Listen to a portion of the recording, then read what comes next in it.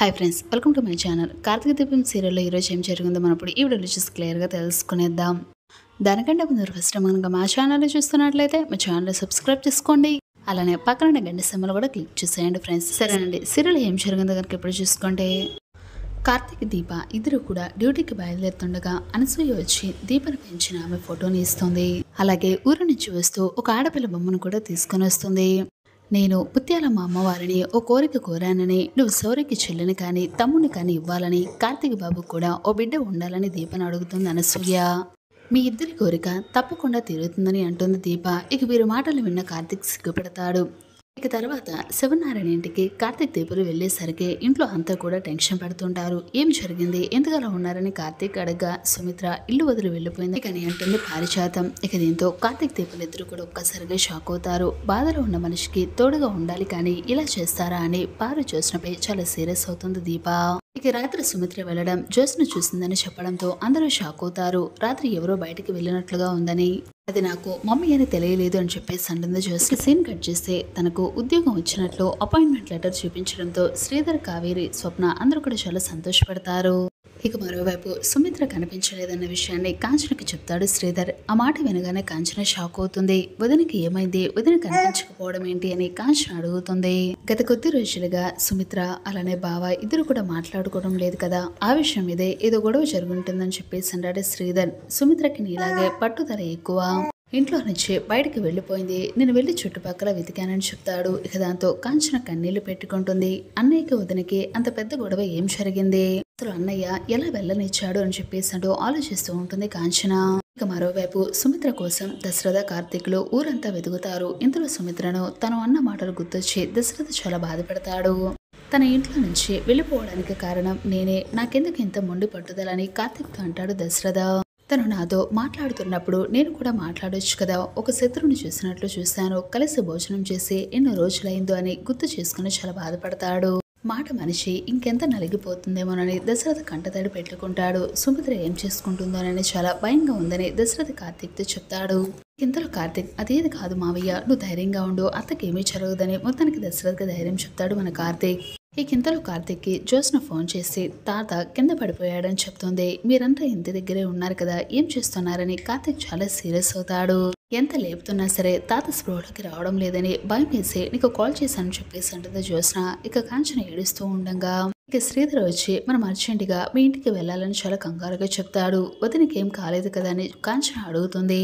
సుమిత్రకేమీ కాలేదు కానీ మావయ్య గారికే అని చెప్పేసి అంటూ శ్రీధర్ చెప్పబోతూ ఉండగా కాంచన చాలా కంగారు పడిపోతుంది. బాగా టెన్షన్ ఎక్కువైపోయి బీపీతో పడిపోయారని, ఆయన కనుక ఒకవేళ చాలా జాగ్రత్తగా చూసుకోకపోతే పెద్ద ఆయనకి హాస్టల్ కూడా వచ్చే ప్రమాదం ఉందని డాక్టర్స్ అది చెప్పడం జరుగుతుంది. ఇక మాటలతో కాంచన అలానే పారిజాతం, కార్తీక్, దశరథ అందరూ కూడా ఒక్కసారిగా షాక్ అవుతారు. ఇక తర్వాత జ్యోత్స్న మమ్మీ కనిపించిందని చెప్పేసి అంటూ జ్యోత్స్న అడగడంతో ఎక్కడ కనిపించలేదు అని చెప్పేసి అన్నాడు దశరథ. నేను నా మాటలతో ఆమెను నిలువున చీల్చేంత పని చేశాను. ఈ మాటలు అన్న తర్వాత సుమిత్ర అసలు నాకు ఎలా కనిపిస్తుంది, వీలే లేదు అని చెప్పేసి అంటూ చాలా బాధపడతాడు. నాన్న అప్పటికే చెప్తూనే ఉన్నాను, నేను వినలేదు, మాటతో పడిపోయేదానని మనిషిని పోగొట్టుకునే వరకు తెచ్చుకున్నామని చాలా బాధపడతాడు దశరథ. మీ నాన్న నాకు అసలు ఇలా చూడటం చాలా కష్టంగా ఉందని, జ్యోత్స్న నిశ్చితార్థం ఆగిపోయిన దగ్గర నుంచి ఏదో ఒకటి ఇంటికి దయ్యం పట్టినట్లు ఎవరో ఒకరికి నష్టం కలుగుతూనే ఉందని చాలా బాధపడుతుంది పారిజాతం. డాడీ దగ్గర గ్రాండీ సింపతి ట్రై చేస్తున్నట్లుగా ఉందని మనసులో అనుకుంటుంది మరోవైపు జ్యోత్స్న. తప్పు నాదేనని, నాన్న కోసం ఏదైనా చేస్తానని నమ్మేవాడు, చివరికి నా వల్లే నాన్నకి ఈ పరిస్థితి వచ్చిందని దశరథ్ చాలా కంటతడి పెట్టుకుంటాడు. కోపం, ఆవేశం మనిషి జీవితాన్ని ఎంత కుదిపేస్తుందో నా కళ్ళారి ఇప్పుడు నేనే చూశాను. దీప ఎక్కడ అని చెప్పేసి అంటూ కార్తీక్ అడగా నువ్వు డాడీ బయటికి వెళ్ళిన తర్వాత తను కూడా బయటికి వెళ్ళింది, అమ్మ కనిపించకపోయేసరికి దీప ఎలా తట్టుకుంటుందో తను కూడా వెతకడానికి వెళ్ళుంటుందని చెప్పేసి కార్తీక్ అనుకుంటాడు తన మనసులో. ఇక తల్లి కోసం రోడ్డు మీద వెతుకుతూ ఉండగా మొత్తానికి దీపకైతే రోడ్డు మీద అమ్మవారి ఆలయం కనిపించేసరికి ఓ తల్లిని పురిట్లోనే దూరం చేశావు, మరొక తల్లిని చిన్నప్పుడే తీసుకుని వెళ్ళిపోయావు. దశరథ, సుమిత్రల వీళ్ళిద్దరూ కూడా నా అమ్మా నాన్నలు తెలియజేసి అమ్మా నాన్నల మీద ఆశలు పెంచామని చాలా కంటతడి పెట్టుకుంటుంది దీప. నా బావ నా జీవితంలోకి వచ్చాక ఇక చాలు అనుకునే రేపు నా కన్నవాళ్ళు ఉన్నారని తెలిసింది, నేను వాళ్ళతో లేకపోయినా సరే నేను బాగుంటే చాలు అనుకున్నాను అని చెప్పేసి అంటూ ఏడుస్తూ ఉంటుంది దీప. ఏదైనా ఒకటి జరుగుతుందంటే దానికి కారణం ఉందని చెప్పేసి అంటారు. మా అమ్మ కనిపించకుండా పోవడానికి కారణం ఏంటి, దీన్ని నేను ఎలా అర్థం చేసుకోవాలని అమ్మవారిని అడుగుతుంది. ఇక ఇంతలో దీపకి జాతకం చెప్పిన స్వామీజీ అక్కడికి వస్తాడు. దీప ఏడుస్తుండటంతో ఏం జరిగిందని చెప్పేసి అడుగుతాడు. నువ్వు చేయని తప్పుకు నింద పడటమే కాదు, ఎవరు చేసిన తప్పుకి కూడా నింద పడుతున్నావు అని చెప్పేసి అంటాడు. నీ రక్తపాసం నేను వదిలిపెట్టినా నువ్వు మాత్రం వదలవు.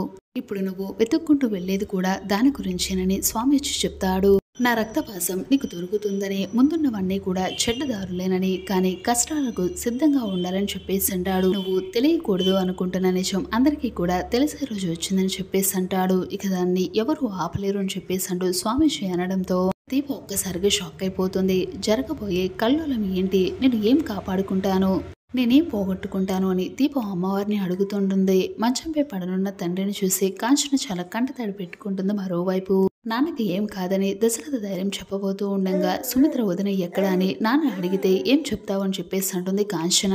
ఇదంతా కూడా నా వల్లే జరిగిందని దశరథ చాలా ఏడుస్తాడు. నాలాంటి వాడు ఒక మాట తోరాడు అంటే ఎవరు పట్టించుకోరు, కానీ ఎప్పుడు కూడా ఒక మాట తప్పుగా మాట్లాడని నీలాంటి వాడు అనుకూడని మాటలు అంటే అది వదిలేసేంత తేలిక ఉండదని చెప్పేసి అంటాడు శ్రీధర్. సుమిత్ర బాగా మెతక మనిషి. ఇన్నేళ్ల జీవితంలో ఆ తాళి తీయడం తప్పించి చెల్లెమయ్యే తప్పు చేయలేదు.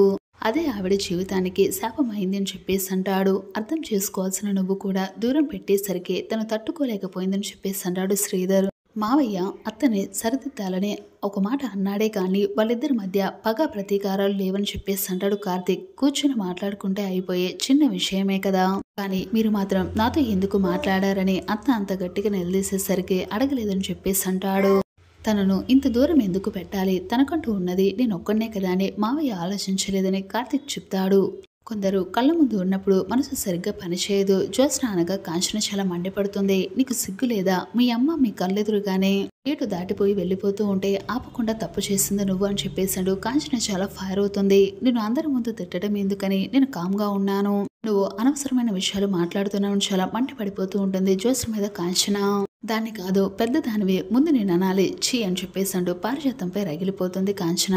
పిన్ని అంటే తల్లి తర్వాత తల్లి లాంటిది. ఆ తల్లి కనుక బ్రతికుంటే కోడల్ని ఎలా పోనిచ్చేదా, మనవరాల్ని ఎలా పెంచేదా అని ప్రశ్నిస్తుంది కాంచన. కళ్ళు కనిపించగా చేసిన తప్పే కానీ కావాలని చేయలేదు అని చెప్పేసి అంటుంది పారిజాతం. కళ్ళజోడు నేను అప్పుడే తీసి శుభ్రం చేసుకుంటున్నాను, కళ్ళజోడు పెట్టుకుని చూస్తే ఎవరూ కనిపించలేదు అని చెప్పేసి అంటుంది. లేదంటే ఈ ఇంటికి ఎలాంటి పరిస్థితి రానిస్తానని పారిజాతం చాలా ఏడుస్తుంది. ఈయన నీకు తండ్రి అయితే నాకు భర్త అని చెప్పేసి అంటుంది. ఇందులో శివనారాయణ స్ప్రోలకు వచ్చి సుమిత్ర గురించి అడుగుతాడు. ఎక్కడ సుమిత్ర, ఈదరా దశరథ, సుమిత్ర కనిపించిందా, తీసుకొని వచ్చావా, నా కోడలి ఎక్కడ, ఇంటి దీపాన్ని తీసుకురమ్మని నేను చెప్పాను కదా అని చెప్పేసి అంటూ శివనారాయణ స్ప్రోలోకి వచ్చి చాలా ఎమోషనల్ అయిపోతూ ఉంటాడు. ఈ లోపల దశరథ అయితే అన్న ముందు నువ్వు కంగారు పడు, మాకు నువ్వు రెస్ట్ తీసుకో, డాక్టర్ నిన్ను చాలా జాగ్రత్తగా చూసుకోమని చెప్పారు. సుమిత్ర ఎక్కడికి వెళ్ళదు, తిరిగి మళ్ళీ ఇక్కడికే వస్తుంది. మీద కోపంతో అలిగి ఎక్కడికో వెళ్ళుంటుంది. నేను తప్పకుండా తీసుకుని వస్తాను కదా, ధైర్యంగా ఉండి నాన్న అని చెప్పేసి అంటూ దశరథ అయితే మొత్తానికి శివనారాయణకు ధైర్యం చెప్పేసి సుమిత్రను వెతకడానికి మళ్ళీ తను ఒంటరిగా కార్ తీసుకుని బయలుదేరతాడు. మరోవైపు గుడిలో అయితే దీప చాలా బాధపడుతుంది. నాకు ముందున్న కష్టాలు ఏంటి, కష్టాలన్నీ కూడా నేను ఎలా దాటగలను అని చెప్పేసి అంటూ అమ్మవారి ముందు నుంచొని చాలా ఏడుస్తూ మొక్కుకుంటూ ఉంటుంది. ఈ లోపల స్వామీజీ అయితే చూడమ్మా, నువ్వు దాస్తున్న రహస్యం తెలియకుండానే అందరి ముందు బయటపడిపోతుంది. నువ్వు అనుకున్న జీవితం నీకు ముందు ముందు రాబోతుంది. నువ్వు ఎవరు ఇంట్లో వాళ్ళందరికీ కూడా తెలిసే అవకాశం ఉంటుంది, ముఖ్యంగా నీ కన్న తల్లికి అని చెప్పేసి అంటూ దీప చాలా బాధపడుతూ ఉంటుంది. ఈ లోపల అనుకోకుండా అదే గుడిలో కూర్చొని సుమిత్ర చాలా బాధపడుతూ ఉంటుంది. ఇక దీపను అన్న మాటలు, స్వామీజీ అన్న మాటలు, ఆ మాటలు విన్న సుమిత్ర ఒక్కసారిగా షాక్ అవుతుంది. ఇంతలో దీప అయితే నోరు తెలిసి అమ్మవారితో ఇలా మాట్లాడుతుంది. నా కన్న తల్లిదండ్రులు నా ఎదురుగా ఉన్నా సరే నోరారా నేను వాళ్ళని అమ్మ అని పిలుచుకోలేని పరిస్థితిలో ఉన్నాను. నా కన్న తల్లి ఏమైపోయిందా అని నేను చాలా కంగారు పడిపోతున్నాను. ఎక్కడుంది స్వామి, నువ్వే ఎలాగైనా సరే అమ్మ నా కన్న తల్లి నాకు ఎదురుగా కనిపించేలాగా చెయ్యి. మా అమ్మ మా నాన్న ఇద్దరిని కూడా నేను కలపాలి, ఇద్దరు కూడా కలిసి సంతోషంగా ఉండటం నాకు చూడాలని ఉంది అని చెప్పేసాడు. దీప అమ్మవారితో మాటలు మాట్లాడి ఆ మాటలు విన్న సుమిత్ర ఒక్కసారిగా షాక్ అవుతుంది. ఎందుకంటే సుమిత్ర తన కన్న తల్లి అని చెప్పేసాడు. దీప ఆడడంతో ఒక్కసారిగా షాక్ అవుతుంది. నిజం తెలుసుకున్న సుమిత్ర దీప తన కన్న కూతురని ఎలా తెలుసుకుంటుంది, దీపే తన కన్నబిడ్డ అని తెలుసుకున్న సుమిత్ర దీపని యాక్సెప్ట్ చేస్తుందా, మరి చూసిన తన కన్నబిడ్డ కాదు అని ఎలా తెలుసుకోబోతుంది, సుమిత్ర తిరిగి వస్తుందా లేదా అనేది అప్కమింగ్ ఎపిసోడ్ లో చూసి తెలుసుకుందాం. మొత్తానికి దీప తన కన్నబిడ్డ అని సుమిత్ర తెలుసుకుంటే బాగుండని చెప్పేసి కనుక మీకు అనిపిస్తే వీడియోకి తప్పకుండా ఒక లైక్ చేయండి. అలానే మా ఛానల్ నుంచి కార్తీక దీపం సీరియల్ డైలీ ఎపిసోడ్స్ కనుక తెలుసుకోవాలి అనుకుని వెంటనే మా ఛానల్ సబ్స్క్రైబ్ చేసుకోండి. అలానే పక్కన కనీసం కూడా క్లిక్ చేసేయండి.